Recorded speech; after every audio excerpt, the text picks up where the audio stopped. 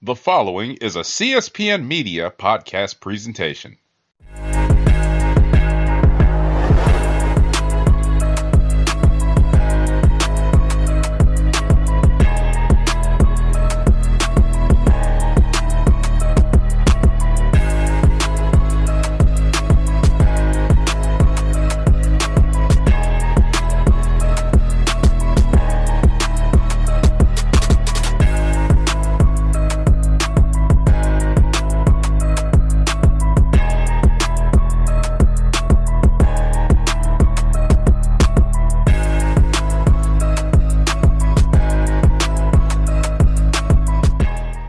Hello and welcome to Know the Score.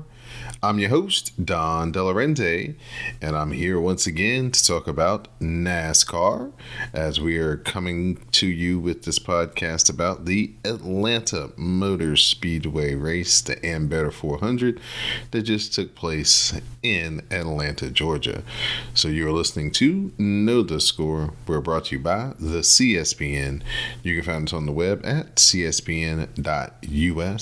You can also find us through YouTube, iTunes, SoundCloud, Stitcher Radio, all the various places that you find media and podcast. All you have to do is search for CSPN Media, and all of this great programming will fall into your various ways and means of listening. So in Atlanta, this is our second year back to the new configuration, the mile and a half pack racing experiment. So we're going to see what we got this year, second time around. Some different weather conditions made for some different and interesting racing. But our storylines coming into this week's race in Atlanta.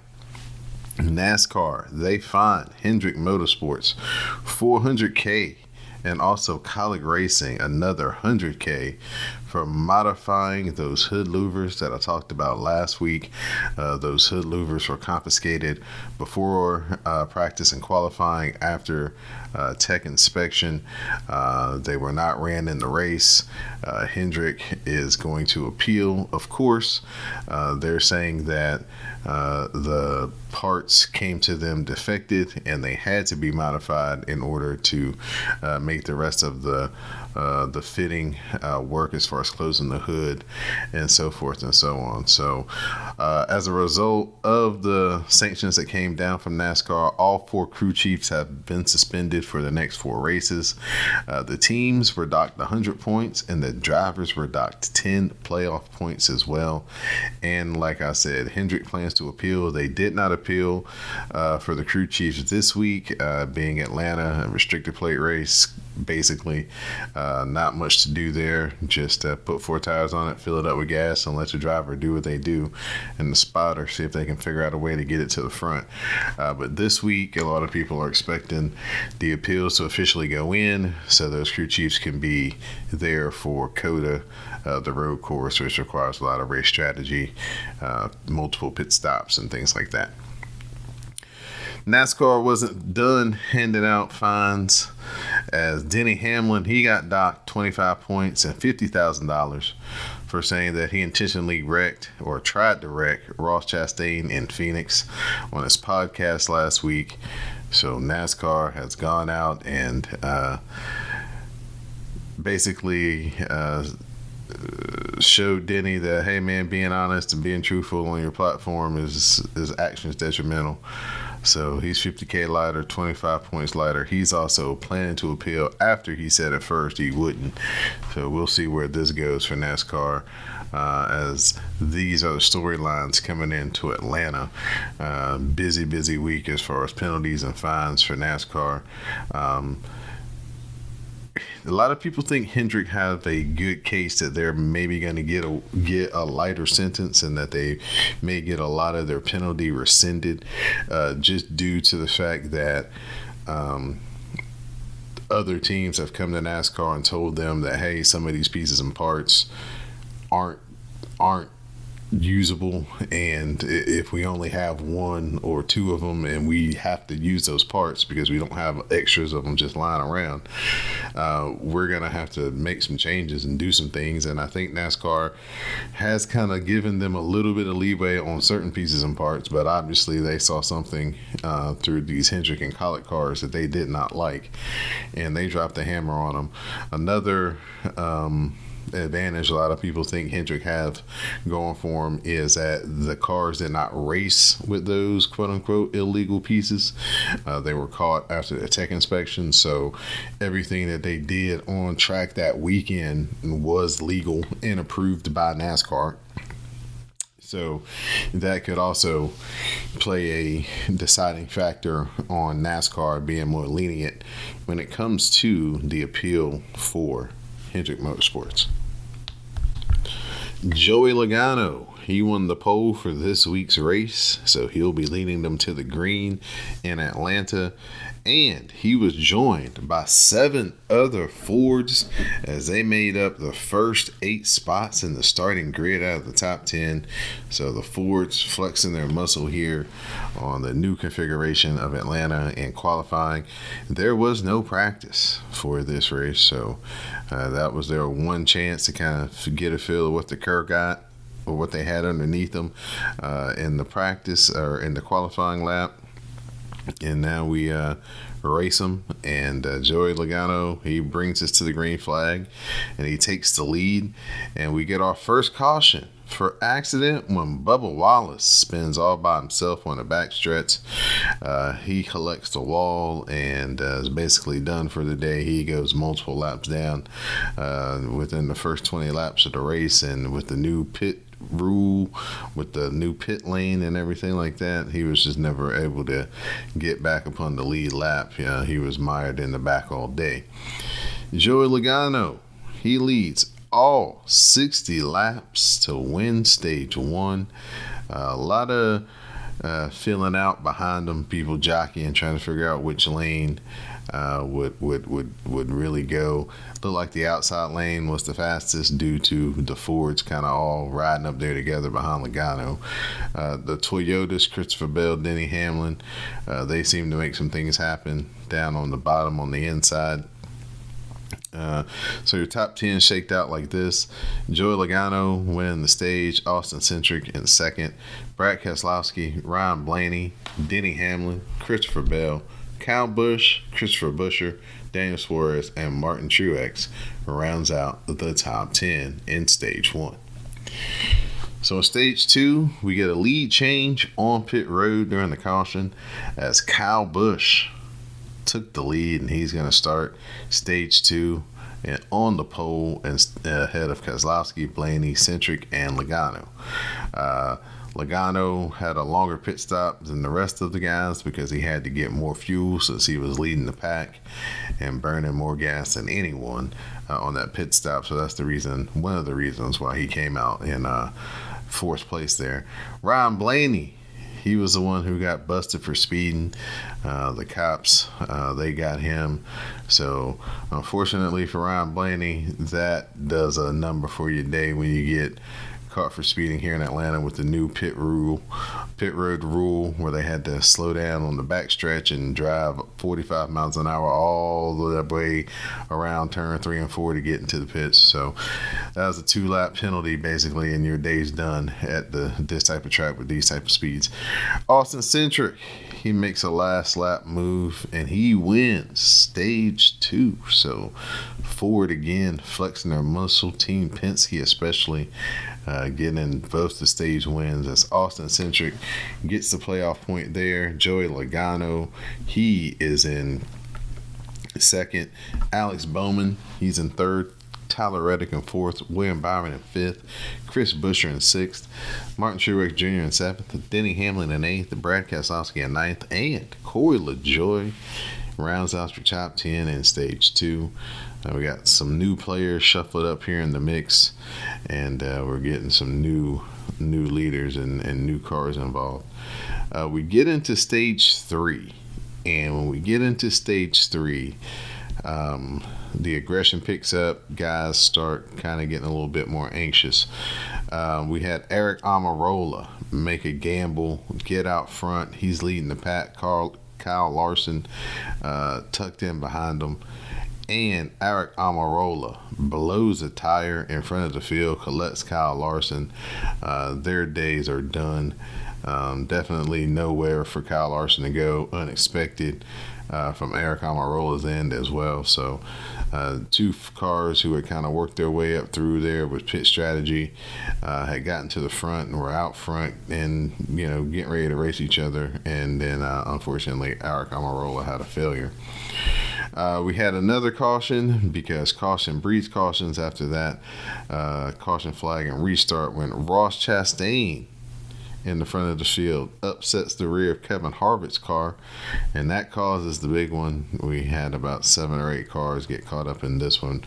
Of course, when you get a car spinning out that is the leader in front of the field, there are going to be lots of cars behind that get collected.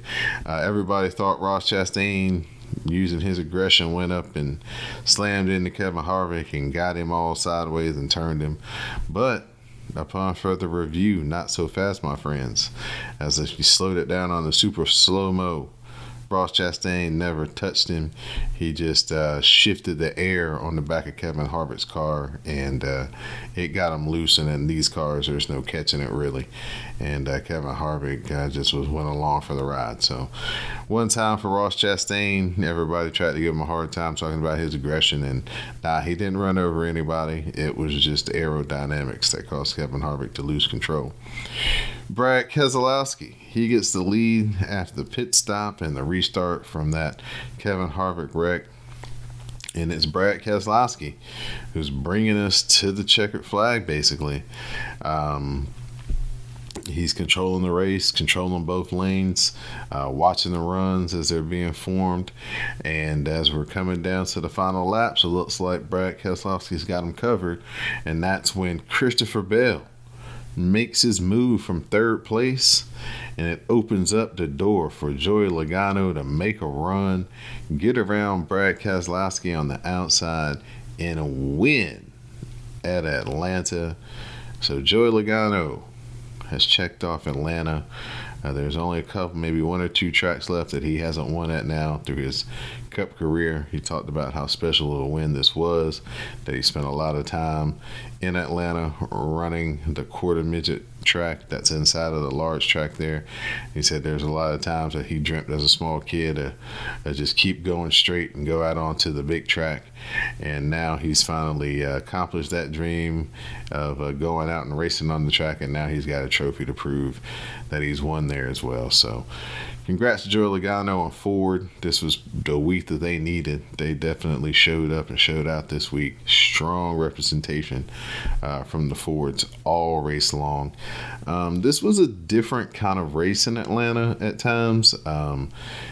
There wasn't a lot of passing. There's going to have to be some rethinking of the speedway, super speedway packages, because you kind of get stuck where you are. You can't make a lot of moves. It seems like there's not a lot of side drafting that can go on with this new car. All the old tricks of drafting just don't seem to work in this new style car. So we're going to have to try to make some tweaks to what they do here when it comes to these super speedway packages, to try to get these cars to pass more, where whoever gets the lead just can't hold it the way that Keselowski and some of these guys were. Seems like the inside lane just couldn't get enough runs, or Atlanta's track couldn't allow you to go 3 wide for long stretches without the cars being really hard to drive.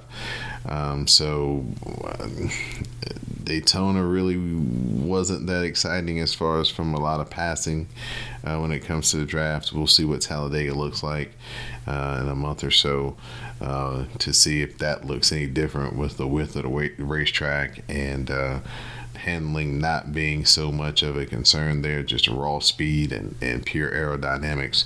If it changes up my perception of what the super speedway package looks like so far with this car. But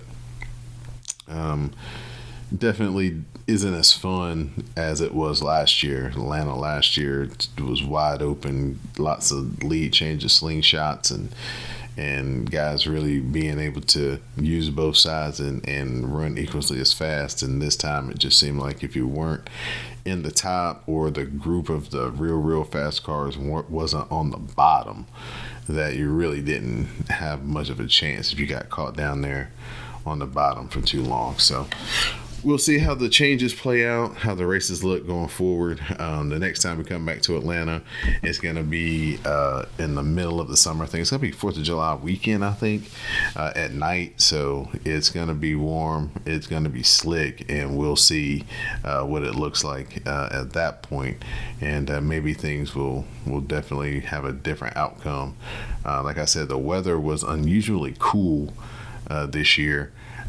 There's a lot of wind, so that played a big factor, and the cars seemed to have a lot of grip. A lot of people were complaining about being a little tight at that race, but all in all, Joey Logano, one of the masters at restrictor plate racing. He's got the Daytona 500 wins. He's got wins at Talladega, so those guys usually rise to the top in this type of discipline.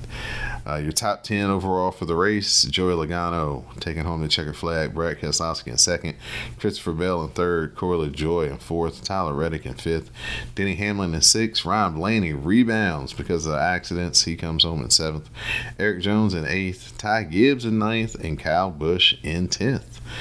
Give a big shout out to Ty Gibbs. Didn't have the most spectacular day when it comes to television time and getting a lot of the camera put on him as far as the moves that he was making in the race, but on the last race coming through there, the last few laps, he found a way to make his way into the top 10, first one of his season, so good for him.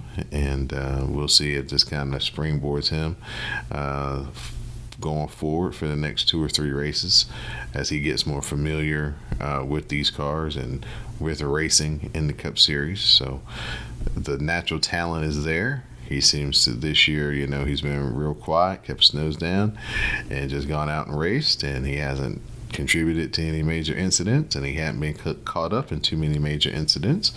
So we'll give a big shout out to Ty Gibbs this week, just like we gave a big shout out to our guy Josh Berry last week.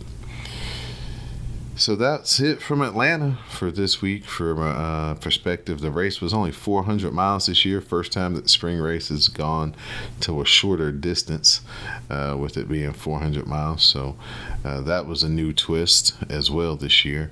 It went by rather fast. The guys really took it upon themselves not to have this turn into a wreck fest that the truck race and the Xfinity race were. If anybody was tuning in to, especially that Xfinity race, that first stage, oh man, they couldn't run, it seems like, more than 5 laps without some type of caution. And then the whole Josh Williams incident and the stunt he pulled, parking the car literally right there at the start finish line and walking across the grass.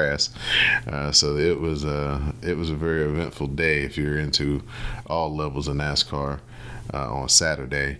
And the guys on Sunday kind of proved at the end there, last 60 or so laps caution free, that we're the best to do it, and we can show you how to put on a show without crashing up everything. So if you haven't seen that Josh Williams video, definitely check that out. Definitely one of the funnier things that you'll see this season in any form of NASCAR, especially on that level and that stage, with what he did. But hey, that's what we need, the personality. He's definitely brought eyes and attention to the sport. He seems to be an overall good guy. Spends a lot of his free time, going to children's hospitals and reading and just spending time with those kids. So definitely seems to have his goals and focus and things in a good place. One of these smaller racing guys, worked hard for everything that he's got. Just loves the opportunity to go racing, and felt like NASCAR was doing him wrong, so he one-upped them. Now it may cost him a weekend at the track, but with all the other exposure and appearances that he's going to be able to make and capitalize off of this, I'm pretty sure it may be able to make up a little bit of what he will miss if he does get suspended a race for his shenanigans this past weekend. But on that note, until next week when we talk about COTA, Circus of the Americas down in Texas, first road course of the season. So no Chase Elliott this time around, so you're gonna have to look at your AJ Allmendingers, your Ross Chastains. Denny Hamlin's a pretty good road course racer. Daniel Suarez should be a guy who's in the mix. Tyler Reddick seems to come to these occasions. Austin Cindric and Chase Briscoe, those guys have been notoriously pretty good road course racers in their Xfinity days. So we're gonna have a new set of players up in there this week when it comes to this road course. A guy like AJ Allmendinger should be hands-on favorite. It's one of the few chances that he's gonna really have a legitimate chance to race his way to a win, get a spot in the playoffs. So he feels like this track owes him one after Ross Chastain took him out last year on the final two turns for Ross Chastain to get his first win last year. So I'd definitely be on the lookout for AJ Allmendinger. He should qualify up front and keep that thing up front, and he's going to be a major factor at the end of the race next week. But until then, and when we talk about COTA, I'm your host, Don De Laurenti, and now you know the score.